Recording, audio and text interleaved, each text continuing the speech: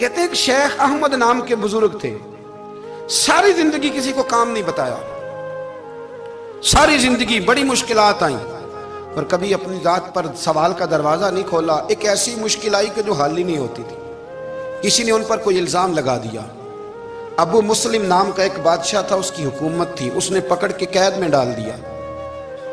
अब कैद में है, जुर्म लग गया है, फर्द जुर्म आयद हो गई है, जेल में है। लोग कहने लगे हजरत जी अपनी सफाई में कुछ कहें, फरमाने लगे सारी जिंदगी बंदों से कुछ नहीं कहा।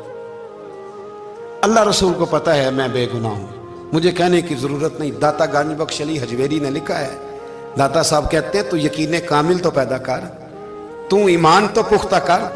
दाता साहब कहते हैं वो अबू मुस्लिम जो बादशाह था वो नेक आदमी था, उसे रात को ख्वाब में नबी करीम की जियारत नसीब हुई और हुजूर सैयद आलम सल्लल्लाहु अलैहि वसल्लम फरमाने लगे तूने अल्लाह का एक नेक बंदा जेल में डाल दिया, डर नहीं आता, वो तो बेगुनाह है। बादशाह आधी रात को खुद उठा।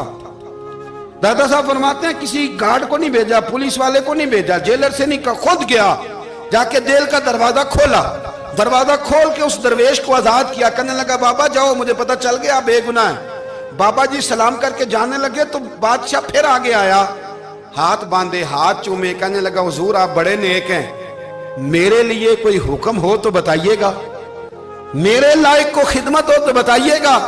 तो शेख अहमद फरमाने लगे तुझे अभी भी समझ नहीं आई, तुझे अभी भी नहीं समझ आई। कहने लगा हुजूर क्या? फरमाने लगे जो तहज्जुद के वक्त तुझे उठा के मुझे रिहा करने भेज सकते हैं वो मेरी कोई जरूरत बाकी रहने देंगे? मुझे कोई जरूरत पड़ेगी किसी और को कहने की? जो तहज्जुद के वक्त तुझे उठा के भेजते हैं कि जा खोल जाके दरवाजा, वो जरूरत रखेंगे? मेरी जरूरत मुझे रहेगी कि मैं तुझे और कोई काम? अभी भी तुझे समझ नहीं आई?